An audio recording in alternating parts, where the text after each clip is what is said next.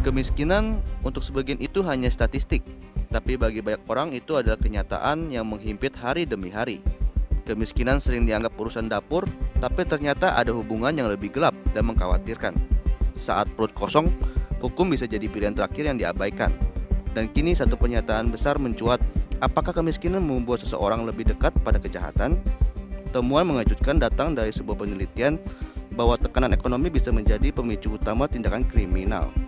Kemiskinan untuk sebagian itu hanya statistik, tapi bagi banyak orang itu adalah kenyataan yang menghimpit hari demi hari.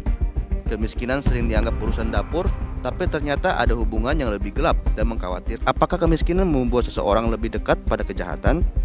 Temuan mengejutkan datang dari sebuah penelitian bahwa tekanan ekonomi bisa menjadi pemicu utama tindakan kriminal. Dari hasil survei terhadap 86 responden di wilayah urban Indonesia, hampir 80% menyatakan bahwa kemiskinan dapat memicu tindakan kriminal. Namun masyarakat tidak hanya menyalahkan pelaku, tapi juga sistem yang tak adil. Bahkan mayoritas responden menyebut bahwa menambah polisi saja tidak cukup. Masyarakat justru berbicara, yang kami butuhkan bukan lebih banyak polisi, tetapi lebih keadilan sosial. Apakah negara sudah benar-benar hadir untuk mereka yang hidup dalam kekurangan?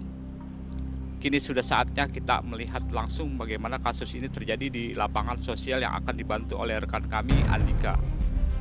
Andika akan melaporkan secara langsung di kawasan padat penduduk Jabodetabek. Halo Andika, apa yang bisa kamu laporkan? Terima kasih, Dedi. Saat ini saya berada di kawasan Jelambar, Jakarta Barat, salah satu titik rawan kejahatan yang terjadi. Seorang pengemudi ojek online dibacok setelah dikeroyok 3 pelaku begal. Mereka menabrakkan motor lalu menyeberang korban dengan celurit. Selain kedua daerah tersebut, di daerah Mampang dan Tajur Halang, terjadi terungkapnya sindikat pencurian rumah kosong.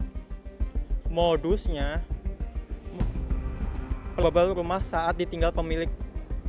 Puluhan barang disita dan termasuk senjata tajam dan motor hasil curian. Oke. Tak hanya kriminalitas individual saja, melainkan ketegangan sosial juga meningkat. Tak lain di Depok, terjadi bentrok antar warga Sukmajaya akibat perselisihan soal permukiman dan akses jalan. Aksi saling serang, pembakaran dan senjata tajam mewarnai konflik tersebut. Dilaporkan 11 orang ditetapkan sebagai tersangka. Polisi menyatakan konflik ini murni akibat ketegangan horizontal, dipicu kondisi ekonomi dan ketidakpuasan sosial. Oke, terima kasih Andika atas laporannya. Ya, pemirsa, apa yang baru saja kita lihat bukan hanya kasus kriminal, tetapi cermin yang menunjukkan bagaimana tekanan ekonomi bisa meledak dalam bentuk kekerasan. Ketika hidup makin sulit, hukum pun bisa terasa jauh, dan di sanalah sistem keadilan sosial diuji. Menurut teori sosiologi kriminal Robert Merton, saat masyarakat tidak punya akses untuk sukses lewat cara sah, mereka memiliki jalan pintas jalur ilegal. Dan yang paling menyedihkan, keadaan itu bukan semata kesalahan individu, melainkan dosa dari sistem sosial yang timpang. Sila kelima Pancasila berbunyi keadilan sosial bagi seluruh rakyat Indonesia. Tapi di balik tembok-tembok sempit gang kota ini, nilai itu belum terasa nyata. Jika kita ingin menurunkan angka kejahatan, mungkin kita harus mulai bukan dari senjata atau patroli, tapi dari keadilan ekonomi. Pemerataan pendidikan, pembukaan lapangan kerja, dan pemberdayaan ekonomi rakyat, itulah senjata terbaik melawan kriminalitas. Saran praktisnya, pemerintah dapat mengambil beberapa langkah praktis untuk menangani kemiskinan, termasuk memberikan bantuan langsung tunai atau BLT, mengembangkan program padat karya, dan memberikan akses ke layanan kesehatan dan pendidikan yang terjangkau. Selain itu, pemerintah dapat fokus pada pengembangan sistem jaminan sosial dan budaya usaha, serta pemberdayaan masyarakat nelayan. Langkah-langkah praktis. Pertama, bantuan langsung tunai atau BLT. Pemberian BLT dapat membantu keluarga miskin memenuhi kebutuhan dasar seperti makanan dan kebutuhan lainnya.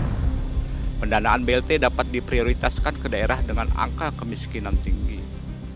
Kedua, program padat karya. Program padat karya dapat menciptakan lapangan kerja dan meningkatkan pendapatan masyarakat miskin. Pemerintah dapat bekerja sama dengan pihak swasta untuk mengembangkan program padat karya. Ketiga, akses layanan kesehatan dan pendidikan. Pemerintah dapat memberikan subsidi atau potongan harga untuk layanan kesehatan dan pendidikan sehingga menjadi lebih terjangkau. Peningkatan kualitas layanan kesehatan dan pendidikan juga penting untuk mengurangi angka kemiskinan. Pengembangan sistem jaminan sosial seperti Jaminan Kesehatan Nasional (JKN) dapat membantu keluarga miskin yang tidak mampu membayar biaya pengobatan. Peningkatan akses terhadap jaminan sosial dapat mengurangi beban pengeluaran keluarga miskin. Pengembangan budaya usaha, yaitu pemerintahan dapat memberikan pelatihan dan dukungan kepada masyarakat miskin untuk mengembangkan usaha kecil dan menengah seperti UKM. Peningkatan akses permodalan dan pemasaran produk UKM juga penting untuk meningkatkan pendapatan masyarakat miskin. Pemberdayaan masyarakat nelayan, pemerintah dapat memberikan pelatihan dan dukungan kepada nelayan miskin untuk meningkatkan produktivitas dan pendapatan mereka. Pemberdayaan masyarakat nelayan dapat membantu mengangkat mereka dari garis kemiskinan. Penguatan data kemiskinan, yaitu pemerintah perlu memiliki data kemiskinan yang akurat dan terperinci untuk merencanakan dan melaksanakan program penanggulangan kemiskinan yang efektif. Data kemiskinan yang valid dapat membantu pemerintah mengalokasikan anggaran dan sumber daya secara tepat. Tantangannya itu apa? Yaitu distribusi bantuan, yaitu dalam memastikan bantuan tepat sasaran dan tidak disalahgunakan. Validitas data, pastikan data menerima bantuan akurat dan up to date. Koordinasi antar instansi, yaitu memperkuat koordinasi antara pemerintah pusat, daerah, dan berbagai instansi terkait. Saya Dedi Eka Kuswara. Ini bukan sekedar berita. Ini adalah panggilan moral melihat masyarakat kita terjerumus Bukan karena niat jahat, tapi karena harapan yang dirampas oleh sistem.